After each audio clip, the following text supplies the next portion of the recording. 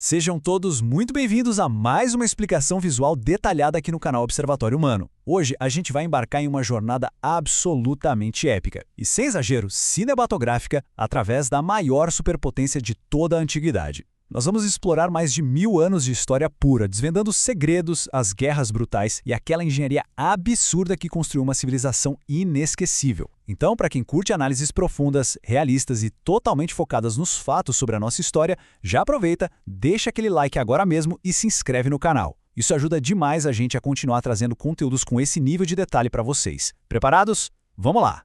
Essa é a grande questão que vai guiar toda a nossa linha de raciocínio hoje. Parem para pensar nisso por um momento. Roma definitivamente não começou como aquela metrópole brilhante, toda feita de mármore que a gente costuma ver nos filmes. Não mesmo. As origens são super humildes, cercadas de neblina, de mitos, um lugar habitado por simples pastores. E ainda assim, de alguma forma, essa pequena vila italiana conseguiu forjar uma máquina militar e política tão assustadoramente eficiente que acabou subjugando reinos inteiros. Eles deificaram seus líderes e esticaram suas fronteiras lá das brumas geladas da Bretanha até os desertos escaldantes da Síria. Mas olha, tão espetacular quanto essa subida meteórica até o topo do mundo foi o colapso agonizante que veio depois. Como é que uma estrutura tão colossal, tão poderosa, simplesmente ruiu sobre o próprio peso? É o que a gente vai descobrir. Para a gente não se perder nesse arco monumental de mais de 1200 anos, nós dividimos essa cronologia em 5 grandes eras: a fundação e os reis, a República Romana, a Era das Conquistas, o apogeu do Império e, por fim, o declínio e queda de Roma. Certo, vamos mergulhar logo na primeira parte. Ponto 1. A fundação e os reis. Nossa fase de monarquia, que vai de 753 a 509 a.C. A nossa história começa mergulhada nas lendas, lá no século VIII a.C. E aqui a gente precisa dar um passo atrás para separar a mitologia da arqueologia nua e crua. Segundo a tradição imortalizada pelos poetas romanos, a cidade tem uma origem que mistura o divino com uma tragédia familiar pesada. A lenda diz que os gêmeos Rômulo e Remo, que eram descendentes do herói Enéas, foram jogados no rio Tibre para morrer. Mas eles foram salvos e amamentados por uma loba. Aliás, esse é um símbolo feroz que representa Roma até os dias de hoje. Os dois cresceram e decidiram fundar a própria cidade. Só que no meio do caminho rolou uma disputa fatal sobre onde seriam os muros dessa nova cidade. E Rômulo acabou matando Remo. Ou seja, Roma já nasce com sangue fraterno nas mãos, exatamente no ano de 753 a.C. Historicamente falando, no entanto, sabemos que a cidade nasceu de uma forma bem mais pragmática. Foi uma fusão de pequenas aldeias de pastores, espalhadas pelas famosas 7 colinas. Uma origem modesta, sim, mas que provaria ter uma resiliência fora do comum. Exatamente 7. Esse é o número de reis que os registros afirmam ter governado Roma durante todo o período monárquico. E não se engane, esses reis não eram meras figuras decorativas, não. Eles concentravam um poder absurdo, executivo, judicial e religioso. Tudo nas mãos deles, apenas auxiliados por um conselho de anciões que mais tarde a gente viria a conhecer como o todo-poderoso Senado. O detalhe importante aqui é que os 3 últimos reis tinham origem etrusca. Os etruscos eram um povo vizinho, bem mais avançado na época, e trouxeram um nível de urbanização impressionante para a cidade. O problema foi que a dominação etrusca, e principalmente a atitude completamente despótica do último rei, que ficou conhecido como Tarquínio, o Soberbo, acabaram enfurecendo a elite de Roma. O resultado, em 509 a.C., Tarquínio foi chutado do poder em uma revolta violenta. A monarquia caía por terra e os romanos juraram que nunca mais, sob hipótese alguma, seriam governados por um rei. Ponto 2. A República Romana. O poder passa para o Senado e para o povo a partir de 509 a.C. Com o fim da monarquia, a gente entra na famosa Era da Res Publica, que significa literalmente a coisa pública. É nesse exato período que Roma começa a desenhar aquela sua constituição super complexa. Mas olha, o motor que impulsionou o progresso romano foi, na verdade, um conflito interno brutal. A República não tinha nada de democracia igualitária. Na prática, foi um campo de batalha político que durou séculos. De um lado da corda, nós tínhamos os patrícios. Essa era a elite, as famílias ricas e aristocráticas que basicamente monopolizavam as terras, as cadeiras no Senado e todos os cargos importantes. Do outro lado, puxando a corda, estava a imensa maioria da população, os plebeus, a classe trabalhadora, os agricultores, os artesãos e os soldados que morriam nas guerras para manter a cidade de pé, mas que não tinham voz política nenhuma. A tensão chegou num ponto em que os plebeus usaram uma tática radical. Eles simplesmente abandonaram a cidade em massa numa espécie de greve geral da antiguidade. Isso forçou a elite a ceder. Essa luta de classes implacável foi o que gerou a criação dos tribunos da plebe e forçou a redação da Lei das 12 Tábuas. Finalmente, o poder dos patrícios tinha limites escritos na lei. Ponto 3. A Era das Conquistas. O período em que eles passam a dominar o Mediterrâneo. Forjada nesses conflitos internos e moldada por uma disciplina militar rigorosíssima, Roma consolidou seu domínio em toda a Península Itálica. Mas eles queriam mais. Logo, voltaram os olhos para o mar. E é aí que entram as guerras púnicas. Sem a menor dúvida, os conflitos mais definidores de toda a antiguidade. Roma acabou batendo de frente com Cartago, que era uma verdadeira superpotência naval lá no norte da África. O negócio tomou proporções épicas, especialmente na Segunda Guerra Púnica. Foi quando o genial general cartaginês Aníbal fez o impensável. Ele cruzou os Alpes congelados, levando elefantes de guerra para devastar o território italiano por dentro. Roma foi empurrada para a beira do abismo. Eles quase perderam tudo, mas sobreviveram puramente por uma recusa teimosa em se render. Cipião Africano vira o jogo em 202 a.C. E para encerrar a história de vez, em 146 a.C., na Terceira Guerra Púnica, os romanos foram implacáveis. Cartago foi completamente destruída, queimada até o chão. A partir dali, a supremacia romana no Mediterrâneo era absoluta. Ninguém mais batia de frente com eles no mar.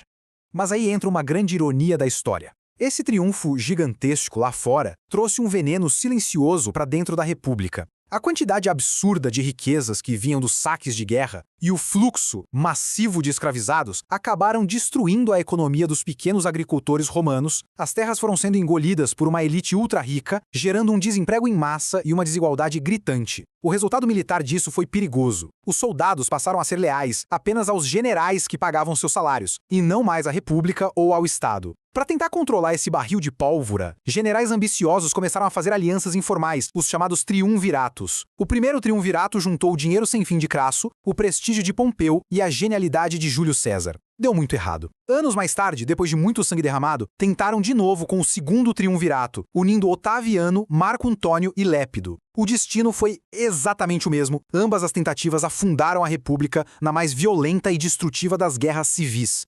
A ruptura definitiva de todo o sistema aconteceu nas mãos de uma das figuras mais famosas da história, Júlio César. Depois de conquistar a Gália inteira e acumular uma riqueza e um poder incalculáveis, o Senado, morrendo de medo, ordenou que César abrisse mão dos seus exércitos. Só que, em vez de baixar a cabeça, ele tomou uma decisão que ecoa até hoje.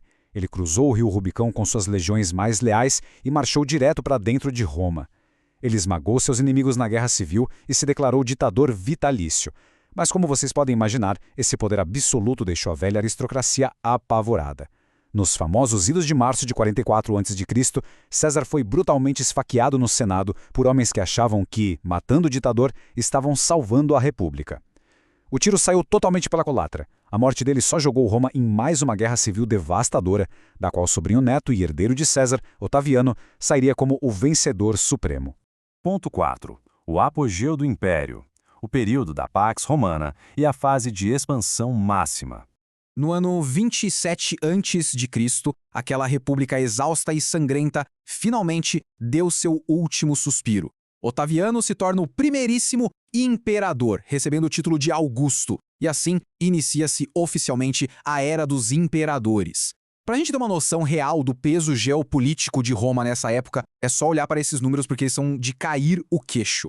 Sob o comando do imperador Trajano no ano 117 d.C., o Império Romano bateu no teto da sua expansão. O território englobava absurdos 6,5 milhões de quilômetros quadrados e abrigava nada menos que 21% de toda a população humana do planeta na época. É isso mesmo. Mais de 1/5 de todas as pessoas vivas na Terra respiravam, trabalhavam e pagavam impostos sobre a vigília atenta das legiões e das leis romanas. É um nível de domínio simplesmente assustador.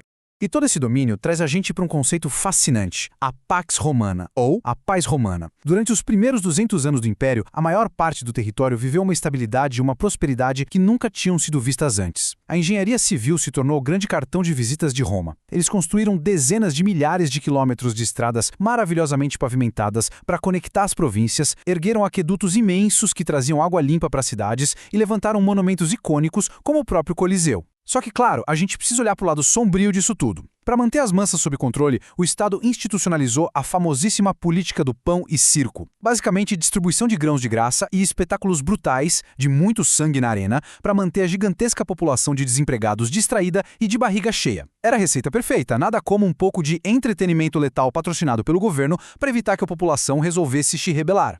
Ponto 5. Declínio e queda de Roma. A dolorosa fratura de uma superpotência. Mas a verdade universal da história é muito clara. Nada construído por mãos humanas dura para sempre. A partir do terceiro século, aquela máquina administrativa e militar perfeitamente azeitada começou a engasgar. E a queda não foi um evento explosivo de um dia para o outro. Foi uma agonia longa, uma morte lenta por 1000 cortes. Quando eles pararam de expandir as fronteiras, a fonte de riquezas secou. Como a economia era completamente viciada e dependente do trabalho escravizado, tudo começou a ruir. A hiperinflação engoliu a moeda. Os impostos viraram uma carga quase impossível de carregar. E na política? Bom, a política virou um caos completo. Para vocês terem ideia, em um espaço curtíssimo de apenas 50 anos, o Império teve inacreditáveis 26 imperadores.